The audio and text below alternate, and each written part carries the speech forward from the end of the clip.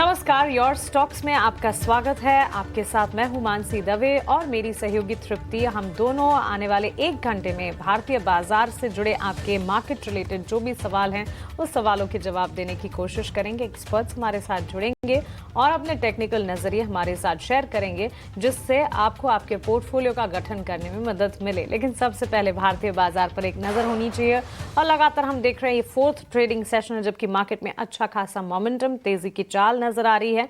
लेकिन ऊपरी स्तरों से at this point in time अगर आप देखेंगे हल्का सा फिसलता हुआ बाजार 25,125 के स्तर के इर्द गिर्द, ध्यान रखिए 25,200 के नजदीक जाकर ये ऊपरी स्तरों से फिसला है। सो वॉलेटिलिटी है और एक्सपायरी का दिन है, तो वॉलेटिलिटी एंटिसिपेटेड भी है, लेकिन इस वक्त भी हरे निशान के साथ एटलीस्ट बेंचमार्क्स में कामकाज। निफ्टी के साथ साथ बैंक निफ्टी को भी स्क्रीन पर लेकर आना चाहिए, वहां पर भी इंपॉर्टेंट लेवल्स हैं और कल के सत्र में भी हम देख रहे थे निफ्टी के मुकाबले बैंक निफ्टी की परफॉर्मेंस बेहतर थी। आज के सत्र में भी तस्वीर कुछ ऐसी ही नजर आएगी। 175 अंकों की बढ़त के साथ बैंक निफ्टी 56,280 के लेवल्स पर कामकाज करता हुआ।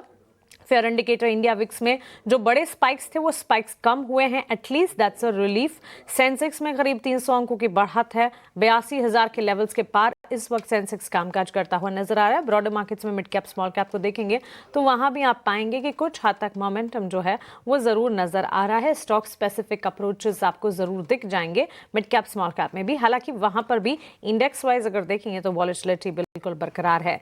लेकिन चलिए आगे बढ़ेंगे और सेक्टर स्पेसिफिक अप्रोचेस पर भी एक नजर डालते हैं और लार्जर कंट्रीब्यूटर्स कौन से हैं वो भी आपके सामने रखते हैं।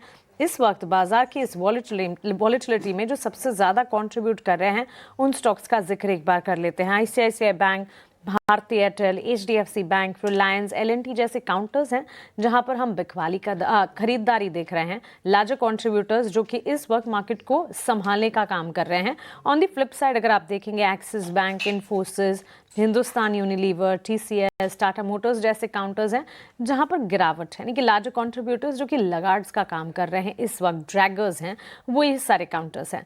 सेक्टर स्पेसिफिक बाजार की चाल को अगर समझने की कोशिश करेंगे तो सेक्टर वाइज आज के सत्र में हम देख रहे हैं ऑटोमोबाइल सेक्टर में अच्छा खासा एक्शन है। Financial services, Nifty bank, energy space, mid select play of, pharma, metal, ये तमाम सेक्टर्स हैं जो कि मार्केट में कंट्रीब्यूशन दे रहे हैं, सपोर्ट कर रहे हैं मार्केट को। ऑन दी फ्लिप साइड हम देख रहे हैं मीडिया, रियल एस्टेट, सरकारी बैंक का खेमा, आईटी और एफएमसीजी से बिकवाली का दबाव हाथ लगा है। क्लियरली ऑटोमोबाइल स्पेस पर भी आपको नजर रखनी चाहिए, वहां पर इंपॉर्टेंट अपडेट्स और फाडा के डेटा कुछ ही समय पहले आए थे और इन इंपॉर्टेंट टेकअवेज के बाद फाडा के रिप्रेजेंटेटिव से भी हमने बातचीत की। ऑटो सेक्टर की चाल अगर आप देखेंगे और ऑटो सेक्टर इनफैक्ट काफी हद तक फोकस रेडार पर है। तृप्ति, वैसे अगर देखा जाए तो फेस्टिवल सीजन हम देख रहे हैं, फेस्टिवल डिमांड, और इस डिमांड के चलते ऑटो और कंजम्पशन का खेमा है जहां पर अच्छा खासा एक्शन है। और अगर आपको याद होगा जीएसटी रेट रैशनलाइजेशन सबसे बड़ा बूस्ट जो मिला, उसके ठीक बाद अब यहां से आगे फेस्टिवल डिमांड है। कुछ चीज़ जो आप वॉच आउट कर रही हैं? बिल्कुल, हम देख रहे हैं कि लगातार जो कंजम्पशंस वाले स्टॉक्स हैं उनमें भी अच्छी खासी तेज़ी नज़र आ रही है। आज हमने हमारे मार्केट एक्सपर्ट से भी कंजम्पशंस को लेकर बात की तो उनका यही आउटलुक था कि आने वाले क्वार्टर्स में हो सकता है कि हमें अच्छी खासी तेज़ी और दिखे कंजम्पशन स्टॉक्स में। एब्सोल्युटली, तो चलिए कंजम्पशन बास्केट है जिस पर नजर रखिएगा। एटलीस्ट यहाँ से लेकर जो फेस्टिवल डिमांड की शुरुआत हुई है, अब तो नवरात्रि के ठीक बाद दिवाली और दिवाली के साथ साथ फिर क्रिसमस, न्यू ईयर की भी तैयारियां, वेडिंग सीजन भी है, तो ये सारी चीजें और इन्हें मद्देनजर रखते हुए कंजम्पशन पर खासतौर से फोकस होना चाहिए।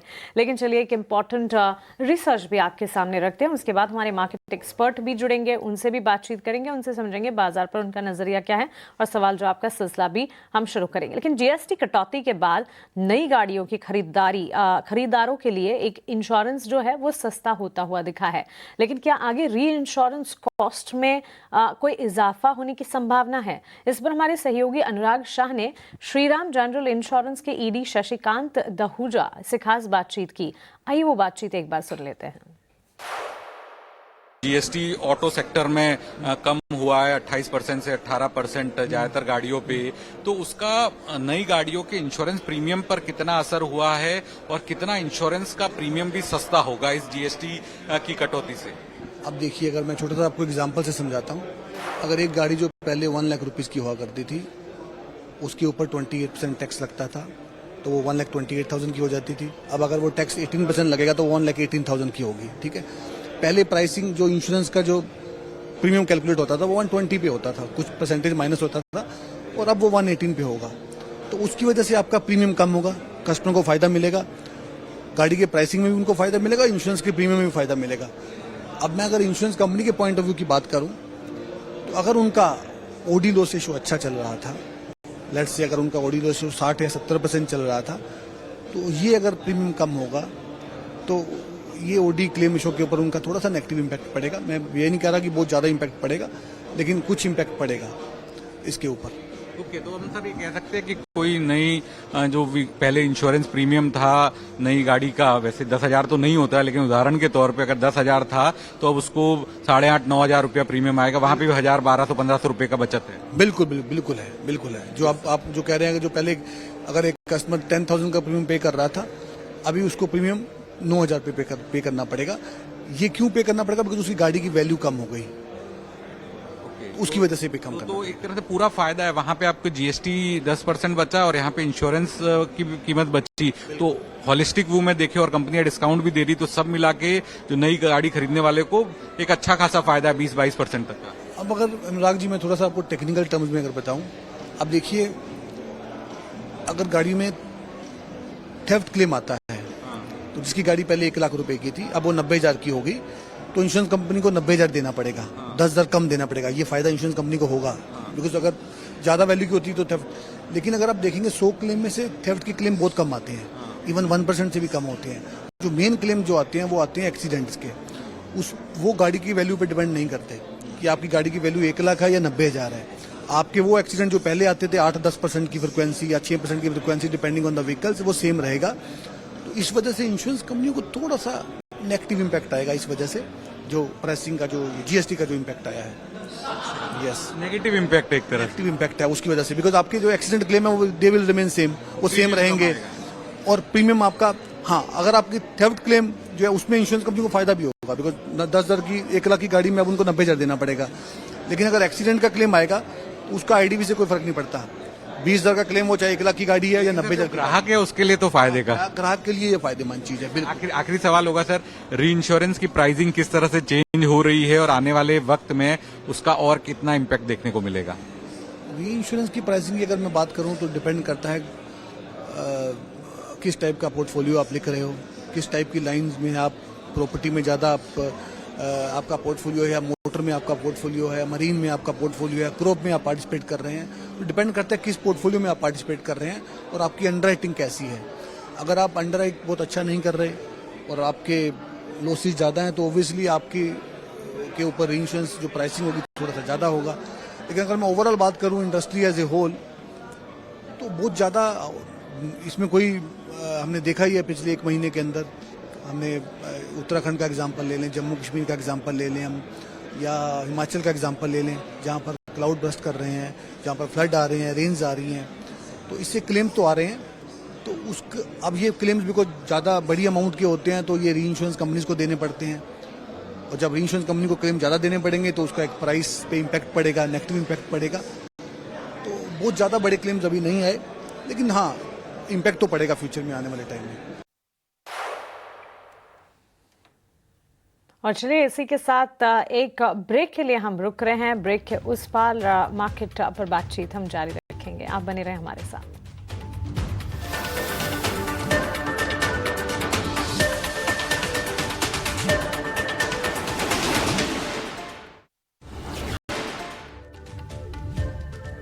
ब्रेक के बाद स्वागत है आपका और आप देख रहे हैं योर स्टॉक्स। और चलिए अब वक्त हो गया है हमारे साथ हमारे मार्केट एक्सपर्ट को जोड़ने का। हमारे साथ जुड़ चुके हैं जेएम फाइनेंशियल से अक्षय भागवत जी। Good afternoon Akshay. सबसे पहले आज अगर हम मार्केट देखें तो अच्छी खासी तेज़ी नज़र आ रही है। निफ्टी बैंक और सेंसेक्स अगर ब्रॉडर इंडाइसेस पर भी जाए तो अच्छा खासा मोमेंटम आज दिख रहा है। आप किस तरह से आज का सेटअप देख रहे हैं? जी, सबसे पहले गुड आफ्टरनून टू ऑल। तो देखिए आज वीकली एक्सपायरी है निफ्टी की और थोड़ा सा वोलेटिलिटी है, क्योंकि आप देखिए थोड़ा सा करेक्शन भी देखा हमने, 25 से 100 से वापस रिकवरी देखी है। तो कुल मिला के एक्सपायरी होने के चलते थोड़ा सा वोलेटिलिटी दिखेगा, पर 25,100 का जो सपोर्ट जोन है वो होल्ड कर जाएगा, ये मेरा मानना है। और ओवरऑल अगर दिन का को समराइज करूं तो 25,100 और 25,200 इस रेंज में सीमित रहने की मेरी एक्सपेक्टेशन है निफ्टी में। पर ओवरऑल पोजिशनल अब व्यू लेके चले तो रिकवरी काफी अच्छी रही है 24,600 से, और उम्मीद कर रहा हूं कि वापस एक बार 25,500 की तरफ ये महीने में आपको निफ्टी जाते हुए दिखेगा। ऑलराइट, तो चलिए इंडिसेस पर ये एक स्ट्रेटजी और अब तुरंत प्रभाव से सवाल जवाब का सिलसिला, इसकी शुरुआत करते हैं। सवाल पूछने का तरीका आपके स्क्रीन पर हम फ्लैश करते रहेंगे। हमारे कॉन्टैक्ट नंबर्स और सोशल मीडिया हैंडल्स पर कनेक्ट कीजिए और अपने सवाल पूछें। हमारे साथ हमारे पहले व्यूवर प्रमोद जी जुड़ गए हैं। Pramod ji, thank you so much for waiting. नमस्कार, बताएं क्या है आपका सवाल। Good afternoon madam. Good afternoon. मेरे हुडको के 1050 शेयर है, 250 के प्राइस मिले हैं सर। लॉन्ग टर्म के लिए क्या हुए मैडम? ठीक है, हुडको के 50 शेयर्स इन्होंने खरीद रखे हैं। 1050 शेयर है, 1050 जी, 250 मिले है मैडम। हाँ, 1050 शेयर्स की खरीदारी 250 के स्तर पर करी है। और इस वक्त अगर आप देखें स्टॉक में 230 तक के लेवल्स के आसपास हम कामकाज देख रहे हैं। यहाँ पर क्योंकि इन्होंने खरीदारी 250 की है, करीब 20-21 हज़ार का नुकसान ये झेल रहे हैं। क्या राय रहेगी इनके लिए, क्योंकि करंट लेवल्स पर अगर आप देखें अक्षय, हम देख रहे हैं इनको नुकसान तो है, लेकिन क्या पोजीशंस को इंटैक्ट रखा जाए? इंपॉर्टेंट लेवल्स यहाँ से क्या नजर आते हैं?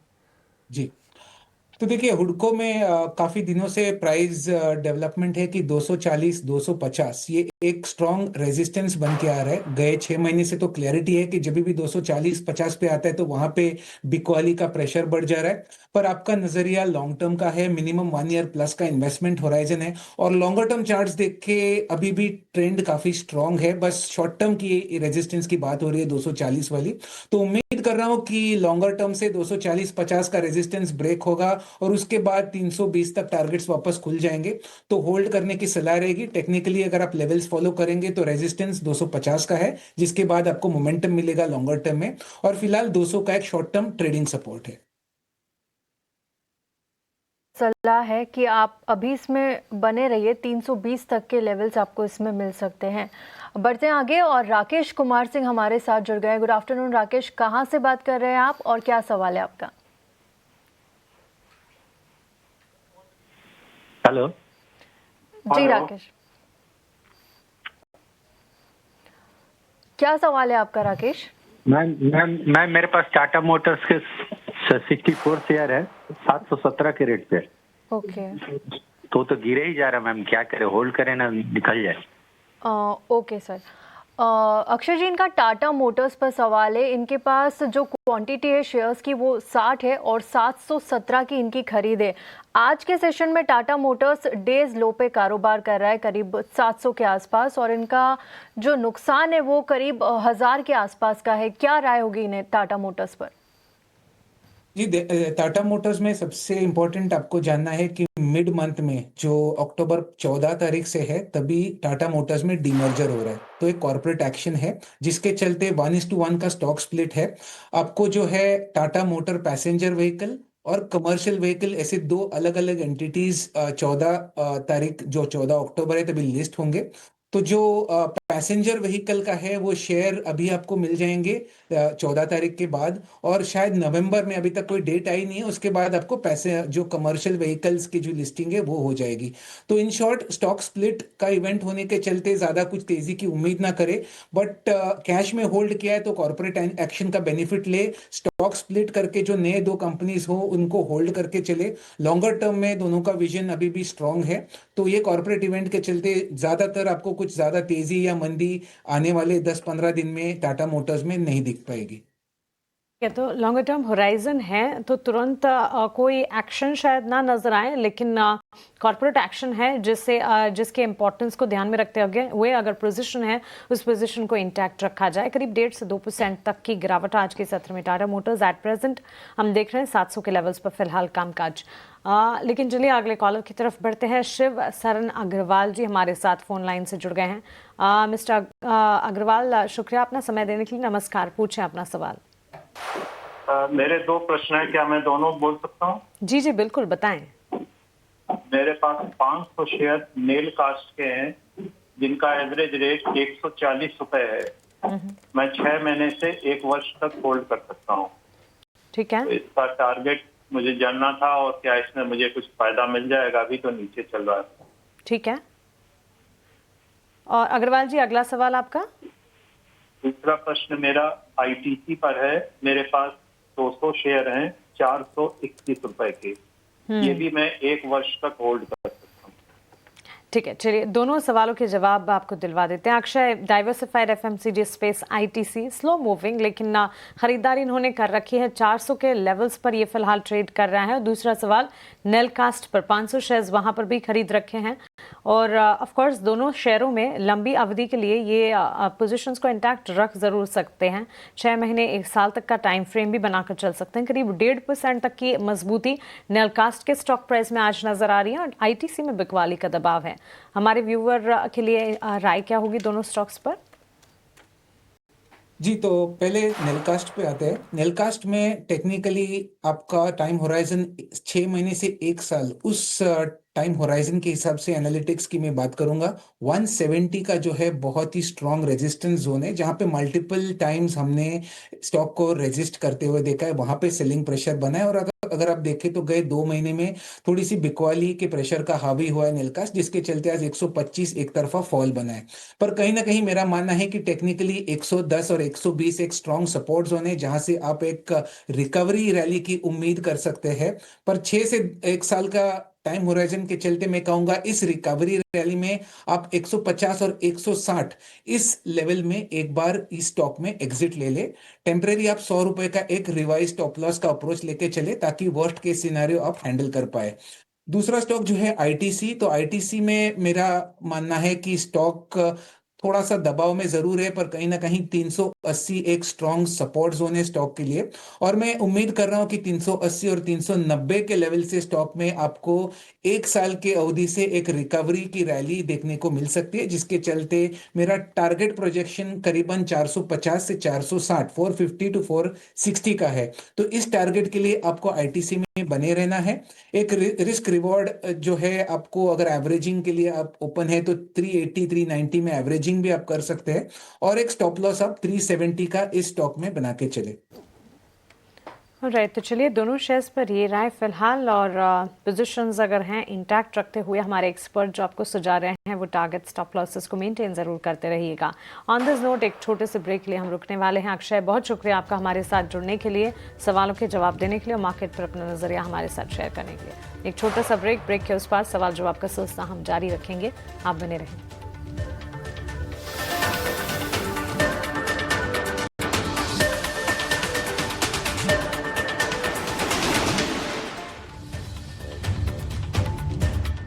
Welcome back. आप देख रहे हैं योर स्टॉक्स। और भारतीय बाजार में उतार चढ़ाव के बीच कामकाज, दिन की शुरुआत अच्छी हुई, लेकिन उसके ठीक बाद गेंस फ्रिजल आउट होते हुए भी नजर आए। क्या second half of the market first half of the market से अलग होगा, या फिर चैलेंजेस और वॉलेटिलिटी बरकरार रहेगी? इन सवालों के जवाब लगातार लेने की कोशिश कर रहे हैं हम, और योर स्टॉक्स में आपके सवालों के जवाब देने की भी लगातार कोशिश ईटी नाउ स्वदेश की है। और हमारे मार्केट एक्सपर्ट लगातार हमारे साथ जुड़ रहे हैं ताकि आपके सवालों के जवाब पूरी तरह से हम दे पाएं। इसी कड़ी में हरीश जुजारे मार्केट एक्सपर्ट भी अब हमारे साथ जुड़ गए हैं। आइए उनका स्वागत करते हैं, उनसे समझते हैं कि बाजार की चाल को वो कैसे देख रहे हैं। हरीश, गुड आफ्टरनून, स्वागत है आपका ईटी नाउ स्वदेश पर। सबसे पहले मार्केट पर ही आपका नजरिया जानना चाहेंगे। 25,200 के नजदीक गए हम और टच बेस भी किया, लेकिन वहां से वापस गेंस फ्रिजल आउट होते हुए दायरे में इस वक्त कामकाज करता हुआ market, benchmarks as well as broader markets पर आपकी राय क्या होगी? से जी बिल्कुल अगर देखा है तो लास्ट 3 दिनों 4 दिनों से हमने लगातार मार्केट में तेजी देखने मिल रहा है, और आज के ट्रेडिंग सेशन भी ऑलमोस्ट देखा है तो 80 पॉइंट्स का प्लस है। तो मुझे लग रहा है कि निफ्टी में कहीं ना कहीं और थोड़ा एक्सटेंड हो सकता है पोटेंशियल, जहाँ पे मुझे लग रहा है कि रेजिस्टेंस जोन दिखाई दे रहा है 25,400 के आसपास। तो हो सकता है कि मुझे लग रहा है कि वहां तक निफ्टी आगे 1-2 दिनों में वो लेवल्स टेस्ट करेगा। उसके पहले मुझे लग रहा है कि थोड़ा बहुत वीकनेस थोड़ा लग नहीं रहा है अभी फिलहाल के लिए। तो ओवरऑल मुझे लग रहा है कि सपोर्ट्स जो है 25,050 और 20,000 के आसपास ही नजर आ रहे हैं। तो ओवरऑल मुझे लग रहा है कि थोड़ा बहुत और एक्शन हो सकता है निफ्टी में। बिल्कुल अगर बैंक निफ्टी की बात करते हैं, बैंक निफ्टी में देखा है तो बिल्कुल एक और परफॉर्मर रहा है, जहाँ पे बैंक निफ्टी ऑलमोस्ट 56,500 के आसपास ट्रेड होते हुए नजर आ रहा है। तो हो सकता है कि यहाँ पे एक रेजिस्टेंस जोन है जो ट्रेंड लाइन का, जो 56,500 के आसपास। हो सकता है कि थोड़ा एक माइनर प्रॉफिट बुकिंग भी एक्सपेक्ट कर सकते हैं, लेकिन आज के ट्रेडिंग सेशन पे मुझे लग रहा है कि और जो भी है रैली एक्सटेंड हो ही सकती है आगे के ओवर। मुझे लग रहा है कि बैंक निफ्टी के लिए 56,500 के ऊपर और थोड़ा तेजी बढ़ सकती है वहां पे। बिल्कुल, तो ये हो गई मार्केट पर राय कि आगे रैली एक्सटेंड कर सकती है, लेकिन अब वक्त हो गया है हमारे फर्स्ट कॉलर को लेने का। राजेंद्र यादव इस वक्त हमारे साथ जुड़ गए हैं। गुड आफ्टरनून राजेंद्र, आप कहाँ से बात कर रहे हैं और क्या सवाल है आपका? हेलो, हाँ मैं राजेंद्र यादव बोल रहा हूँ खारघर से, खारघर नवी मुंबई से। जी, क्या सवाल है आपका?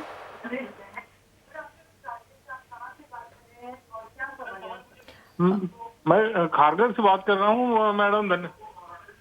मेरे पास ट्रेंड के 8 शेयर्स है।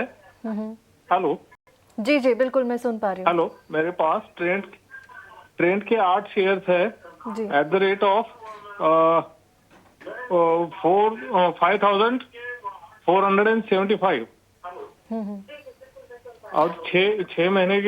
6 महीने का मेरा नजरिया है और इसमें काफी लॉस हो रहा है। क्या रहेगा इसका? बिल्कुल। Good afternoon Harish ji, Tripti Upadhyay the side. Rajendra ji का सवाल है कि इनके पास ट्रेंड के 8 शेयर है जो खरीदे 5,445 की है और फिलहाल अगर मैं देखूं तो करीब करीब इन्हें 6,000 से ज़्यादा का लॉस इस पर हो रहा है। आगे 6 महीने तक ये स्टॉक होल्ड कर सकते हैं, क्या सलाह होगी इन्हें? जी बिल्कुल, अगर देखा जाए तो ट्रेंड में लगातार हमें एक डाउन ट्रेंड देखने मिल रहा है। जो करेक्शन जब से शुरू हुआ ऑलमोस्ट जुलाई से, वहां से लगातार एक टॉप और बॉटम का चार्ट स्ट्रक्चर देखने मिल रहा है। तो फिलहाल मुझे लग रहा है कि ट्रेंड में एक थोड़ा छोटे शॉर्ट टर्म की बात करते हैं पहले, तो वहां पे एक ओवरसोल्ड सिनेरियो बिल्कुल नजर आ रहा है। और सपोर्ट्स की बात करते हैं, मुझे लग रहा है कि 4,450 के अराउंड एक अच्छा स्ट्रॉन्ग सपोर्ट जोन है। तो हो सकता है कि मुझे लग रहा है कि इसी लेवल से थोड़ा बहुत रिकवरी देखने मिल सकता है। लेकिन अगर ऊपर की ओर भी मुझे ज्यादा एक एक्सपेक्टेड नहीं है, क्योंकि जिस तरीके से बिल्कुल लगातार एक डाउन ट्रेंड में है स्टॉक प्राइस, तो हो सकता है कि 5,100 5,200 तक का लेवल देखने मिल सकता है। तो उस लेवल मुझे लगता है कि वह उनको एग्जिट कर लेना चाहिए स्टॉक पोजीशन, क्योंकि जिस तरीके से एक डाउन ट्रेंड में स्टॉक प्राइस है, तो मुझे लग रहा है कि इसी के स्टॉक के साथ 4,500 के स्टॉक के साथ बने रह सकते हैं कुछ टाइम पीरियड के लिए। उसके नीचे फिसलता है तो मुझे लग रहा है कि उनको एग्जिट के लिए एटलीस्ट सोचना पड़ेगा यहाँ पे। तो जिस तरीके से ट्रेंड लॉन्ग अगर जिस तरीके से नजरिया 6 महीने का है, तो ओवरऑल मुझे लग रहा है कि थोड़ा बहुत डाउन ट्रेंड में है अभी भी फिलहाल। तो ऊपर 5,100 5,200 के आसपास है, तो वहाँ पे एग्जिट के लिए एटलीस्ट सोचना चाहिए। ऑलराइट, तो चलिए ट्रेंड पे ये एक राय बनती हुई और आज सुबह भी बाजार खुलने से पहले स्टॉक को टच बेस हमने किया था, हमारे खबरों वाले शेयर की लिस्ट में से एड अप किया था और हमारे व्यूवर्स के लिए एक्सपर्ट से राय भी दिलवाई थी। और इस वक्त भी अगर आप देखेंगे ऑलमोस्ट 2% के डाउन ट्रेंड्स हैं 4677 के लेवल्स पर। हरीश जी जो स्ट्रैटेजी सुझा रहे हैं उसे ध्यान में जरूर रखिएगा। राजेश कुमार सिंह हमारे अगले व्यूवर हमारे साथ फोन लाइन के जरिए जुड़ गए हैं। राजेश जी नमस्कार, पूछे अपना सवाल। नमस्कार मैम जी बताएं। मैम मेरे पास 2 स्टॉक्स हैं। हेलो। हाँ जी बोलिए, मैं सुन पा रही हूँ। मैम मेरे पास BSE है 40 शेयर्स, ठीक है। 2407 की लेवल पे। और दूसरा है ICICI बैंक है, 1405 की खरीद है, 30 शेयर्स है। इन दोनों शेयरों पे राय चाहिए थी जरा, ये मेरा शॉर्ट टर्म का नजरिया था इसमें। बिल्कुल राजेश जी, दोनों ही शेयर्स पर आपको राय दिलवा देते हैं। हरीश शाह, एक तो ICICI बैंक का इनकी खरीदारी के लेवल्स 1407 के हैं, 1377 के लेवल्स पर फिलहाल ये स्टॉक ट्रेड कर रहा है। 30 शेयर्स की खरीदारी इन्होंने कर रखी है। And platform stock exchange ancillary major BSE limited पर भी खरीदारी 2213 के लेवल्स पर इस वक्त स्टॉक में ट्रेंड है। आज के सत्र में तो नहीं, कल हमने काफ़ी अच्छा एक्शन इस स्टॉक में देखा। इनफैक्ट सारे प्लेटफॉर्म स्टॉक्स में ही डाउनसाइड मूव्स देखने के बाद अब वापस से तेजी का दौर लौटता हुआ दिखा जरूर है, लेकिन इनकी खरीदारी के स्तर जो हैं वो ऊंचे हैं, उसके वजह से BSE लिमिटेड में फिलहाल तो नुकसान है। लेकिन दोनों शेयर्स पर राय क्या होगी? लंबी अवधि का निवेश बरकरार रख सकते हैं राजेश जी? बिल्कुल मानसी जी, पहले अगर डिस्कस करेंगे BSE का, तो देखिए हमने लगातार एक करेक्शन देखने मिल रहा है। लेकिन अगर लॉन्ग टर्म चार्ट्स की बात करते हैं, वहाँ पे देखते हैं, तो देखिए जब भी stock price 200 day moving average के नीचे फिसल चुका है, वहां से एक रैली शुरू होते हुए नजर आ रहा है। तो उसके चलते मुझे लग रहा है कि रिसेंटली भी एक 200 मूविंग एवरेज के नीचे फिसल चुका था स्टॉक प्राइस, तो वहां से रिकवरी देखने मिल रहा है। तो ओवरऑल मुझे लग रहा है कि यहाँ पे जो बॉटम होना चाहिए, लग रहा है कि यहाँ पे बॉटम हो चुका है स्टॉक प्राइस में, और इमीडिएट बेसिस में थोड़ा रिकवरी देखने मिल रहा है। लेकिन जो ये रेजिस्टेंस की बात करते हैं इमीडिएट बेसिस में 2300 के आसपास एक रेजिस्टेंस है, अगर इसके ऊपर निकल जाता है स्टॉक प्राइस में एक फिर से एक बार रिवर्सल देखने मिल सकता है, और एक पोजिशनल बेसिस में लॉन्ग टर्म रैली देखने मिल सकती है बीएससी में। तो इनको बने रहने के सुझाव है मेरा। अगर हो सकता है तो और थोड़ा यहाँ पे एवरेजिंग भी कर सकते हैं बिल्कुल, क्योंकि जब तक स्टॉक प्राइस 2100 के ऊपर है मुझे लग रहा है कि स्टॉक प्राइस में मोमेंटम बना रहेगा, और मुझे लग रहा है कि यहाँ से रैली भी शुरू हो सकती है आगे जाके। और लंबे अगर मुझे लग रहा है कि लॉन्ग टर्म पर्सपेक्टिव से देखते हैं तो बिल्कुल यहाँ पे बने रहना चाहिए। और ओवरऑल मुझे लग रहा है कि 2400 से 2500 के लेवल्स पोजिशनल बेसिस में 5 से 6 महीने के टाइम पीरियड में देखने मिल सकते हैं बीएससी में। अगर आईसीआईसीआई बैंक की बात करते हैं तो देखिए देखा जाए तो एक रेंज में था स्टॉक प्राइस, तो वहां से ब्रेक डाउन दिया था स्टॉक प्राइस पिछले हफ्ते में। तो फिलहाल मुझे लग रहा है कि एक थोड़ा कंसोलिडेशन में हो सकता है स्टॉक प्राइस, जहाँ पे मुझे लग रहा है कि 1340 के एक इमीडिएट सपोर्ट है, ऊपर के रेजिस्टेंस 1420 के आसपास है। तो हो सकता है कि मुझे लग रहा है कि कुछ टाइम पीरियड के कंसोलिडेशन में ही रहेगा स्टॉक प्राइस। लेकिन लॉन्ग टर्म में की चार्ट्स में देखता है कि मुझे अभी भी high top high bottom intact है, तो इनको बने रह सकते हैं स्टॉक के साथ 1345 के स्टॉक के साथ आईसीआईसीआई बैंक में। राइट, तो दोनों शेयर्स पर ये राय मिलती हुई उम्मीद करते हैं राजेश जी आपको आपके दोनों सवालों के जवाब मिल गए होंगे। बैंक्स एंड फाइनेंशियल्स में अच्छा एक्शन है, और आईटी मेजर्स से नतीजों के सीजन की शुरुआत होगी, उसके बाद बैंकिंग मेजर्स के नंबर्स रिजल्ट्स आना शुरू हो जाएंगे। वॉच आउट ज़रूर करें, और उससे भी पहले क्वार्टरली अपडेट्स आते शुरू हो जाएंगे, जो कि हो भी गए हैं शुरू, और बैंक्स की जब अपडेट्स आएंगे वो भी हम आप तक पहुँचाएंगे ज़रूर। लेकिन ऑन दिस नोट एक छोटे से ब्रेक के लिए हम रुक रहे हैं, जल्द लौटेंगे, आप बने रहें।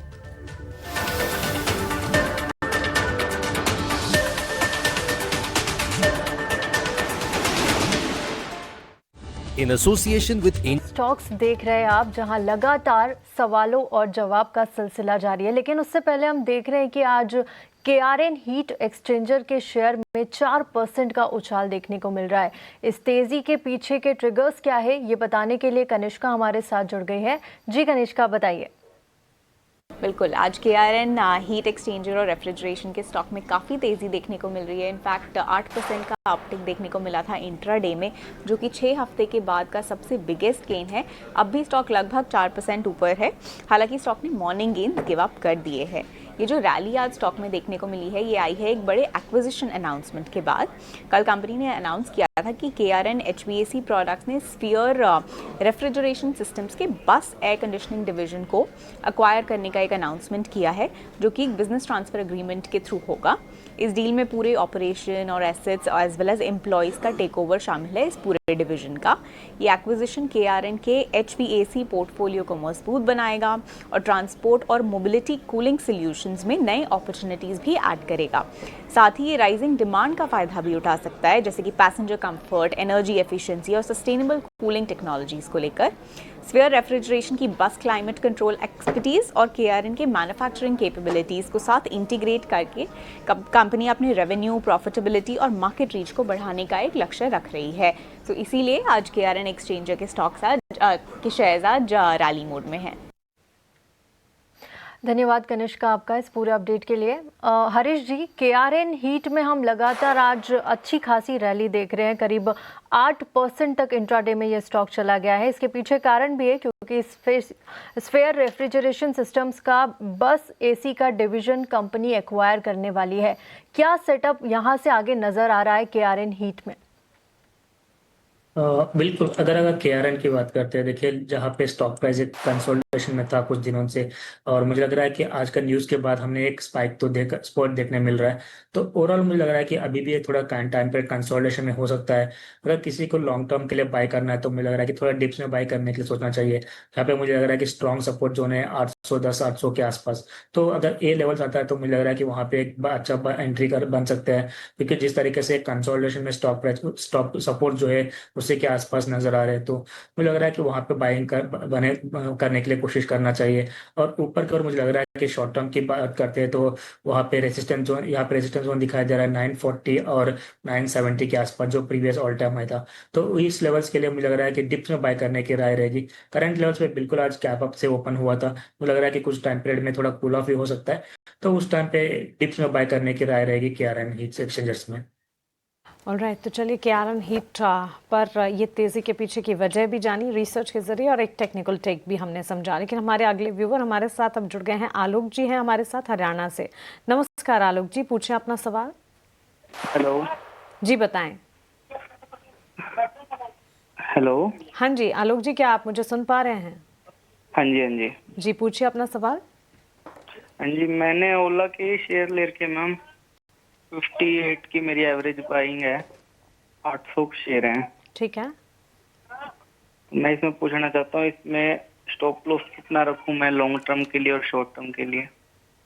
बिल्कुल। हरीश, ओला इलेक्ट्रिक पर इन्होंने खरीदारी की है आज सुबह। स्टॉक में ज़बरदस्त मोमेंटम था और इस वक्त भी अगर आप देखेंगे ओला इलेक्ट्रिक के स्टॉक प्राइस में एटलीस्ट 0.5% to 1% गेंस तो नज़र आ ही रहे हैं। इनकी खरीदारी के स्तर 58 के हैं। 53 के लेवल्स पर फिलहाल ओला इलेक्ट्रिक जो है वो ट्रेड करता हुआ। फंडामेंटल्स अगर आप देखें, date reduction is a positive fundamental जो कि ओला इलेक्ट्रिक के हक में है, लेकिन उसके ठीक सामने इंटरेस्ट कवरेज रेशियो कंपनी का लो है और साथ ही अगर आप देखें बुक वैल्यू के लिहाज से 4.59 टाइम्स बुक वैल्यू पर ये ट्रेड करते हुए। क्या राय होगी ओला इलेक्ट्रिक पर?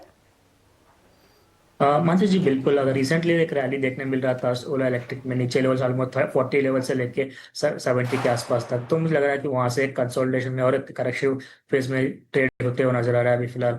तो मुझे लग रहा है कि सपोर्ट जोन 50 के आसपास ही है। मुझे लग रहा है कि जब तक ये 50 के ऊपर टिका होता है, इसमें एक रिवर्सल एक्सपेक्ट कर सकते हैं अभी भी।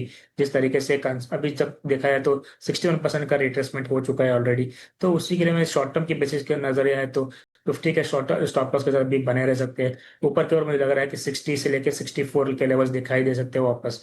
तो ओवरऑल मुझे लग रहा है कि अभी भी एक जो भी एक करेक्टिव फेज में है स्टॉक प्राइस जो रैली के बाद। अगर लॉन्ग टर्म की बात करते हैं, मुझे लग रहा है कि 47 के आसपास भी स्ट्रॉन्ग सपोर्ट जोन से। तो लॉन्ग टर्म पर्सपेक्टिव से मुझे लग रहा है कि इसमें बने रह सकते हैं कुछ टाइम पीरियड के लिए।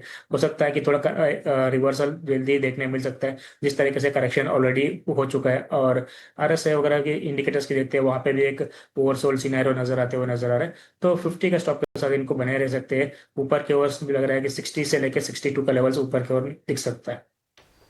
बिल्कुल, तो ओला इलेक्ट्रिक पर आपकी राय है कि 50 के स्टॉप लॉस के साथ बने, आपको 62 से 63 के लेवल्स इसमें नज़र आ सकते हैं। बढ़ते आगे, गणेश्वर प्रसाद हमारे साथ जुड़ गए हैं। नमस्कार गणेश्वर जी, कहाँ से बात कर रहे हैं आप और क्या सवाल है आपका? नमस्कार मैम, मैं छत्तीसगढ़ जांजगीर जिला से बात कर रही हूँ। जी, पूछिए अपना सवाल। मैंने टाटा मोटर्स की खरीदारी किया था 597 शेयर 697 के भाव में। ओके, इनके पास टाटा मोटर्स के शेयर है। 597 की इनकी बाइंग, 700 की इनकी बाइंग है और 597 इनके पास क्वांटिटी है।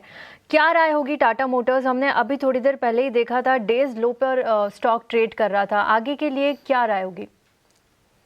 बिल्कुल, अगर टाटा मोटर्स में देखा है तो अगर स्पेशली अगर मोटर स्टॉक्स में देखते हैं तो वहां पे जगह हमने एक अच्छा खासा रैली देखने मिला था GST के पॉलिसी के बाद। तो उसमें अगर देखा है तो टाटा मोटर्स थोड़ा लैगिंग था, इतना ज़्यादा मोमेंटम देखने में नहीं मिल रहा था टाटा मोटर्स में। तो अभी भी देखते हैं तो टाटा मोटर्स जो भी है स्टॉक प्राइस एक कंसोलिडेशन में है। अगर मुझे लग रहा है कि मेजर मूविंग एवरेज से ऊपर टिक पा रहा है, लेकिन स्टॉक प्राइस ऊपर की ओर जैसे 750 के आसपास आता है वहाँ पे सेल आउट भी देखने मिल रहा है। तो वहाँ पे सप्लाई जोन है, मुझे लग रहा है कि इसके चलते एक तो कंसोलिडेशन कंटिन्यू भी हो सकता है आगे भी। तो इमीडिएट बेसिस में सपोर्ट की बात करते हैं 670 के आसपास एक इमीडिएट सपोर्ट है। तो ऊपर की ओर 750 का रेजिस्टेंस जोन है। तो मुझे लग रहा है जब तक ये रेंज नहीं निकलता है स्टॉक प्राइस, तब तक मुझे लग रहा है कि कंसोलिडेशन कंटिन्यू रहेगा। तो इनको बने रह सकते हैं, ऊपर फिर से एक बार 750 का लेवल्स देखने मिल सकता है। और लेकिन स्टॉप लॉस जो भी है मेंटेन करें 650 के 660 के आसपास और बने रह सकते हैं। ऊपर की ओर 750 के ऊपर अगर स्टॉक निकल जाता है तो मुझे लग रहा है कि यहाँ पे एक अच्छा रैली देखने में भी मिल सकती है टाटा मोटर्स में।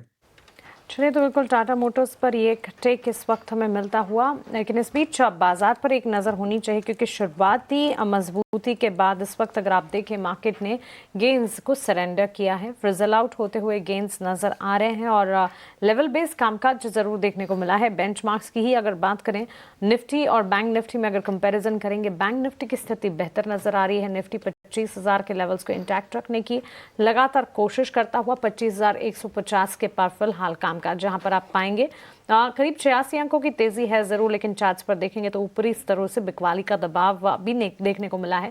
गेंस फिजल आउट होते हुए नजर जरूर आए हैं। सेंसेक्स में अब भी तेजी का दौर जारी, करीब 350 अंकों की बढ़त यहाँ पर 82,127 के स्तर और बैंक निफ्टी 56,400 के लेवल्स पर।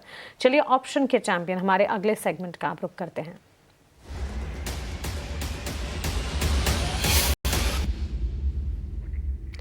आज का ऑप्शन का ट्रेड लेकर मार्केट एक्सपर्ट रेलिगेयर ब्रोकिंग के अजीत मिश्रा हमारे साथ जुड़ गए हैं। अजीत, बताएं कौन सा ट्रेड है आज? Good afternoon. देखिए, जिस तरीके से आज मार्केट में चौथा दिन है कि आपका पॉजिटिव मोमेंटम बना हुआ है, आपका एक मार्जिनल डिक्लाइन के बाद ऑटो स्टॉक्स में भी एक अच्छा रिबाउंड देखने को मिल रहा है। तो इसमें से अगर आप देखेंगे तो बजाज ऑटो, जो कि पास में काफी अच्छी परफॉर्मेंस की थी, एक मार्जिनल रिट्रेसमेंट आया अपना लॉन्ग टर्म एवरेजेस को रीटेस्ट करने के बाद आज इसने अपनी 20 EMA को रिक्लेम किया है और एंटिसिपेशन ये है कि ये रिकवरी फर्दर स्ट्रेंथन होगी आने वाले दिनों में। करीब 9,000 से लेकर 91 तक के लेवल्स यहाँ पे आपको देखने को मिल सकते हैं। तो इसको आप कॉल ऑप्शन के थ्रू प्ले कर सकते हैं। 9,000 वाली कॉल जो करीब 159 के पास ट्रेड कर रही है, इसको लॉन्ग करने की रिकमेंडेशन होगी 98 का स्टॉप लॉस के साथ 280 तक के टारगेट्स के लिए। इस पोजीशन में आपका मैक्सिमम नुकसान करीब 45-75 तक का हो सकता है, जहाँ पे कि अपसाइड पोटेंशियल करीब 90-75 तक का।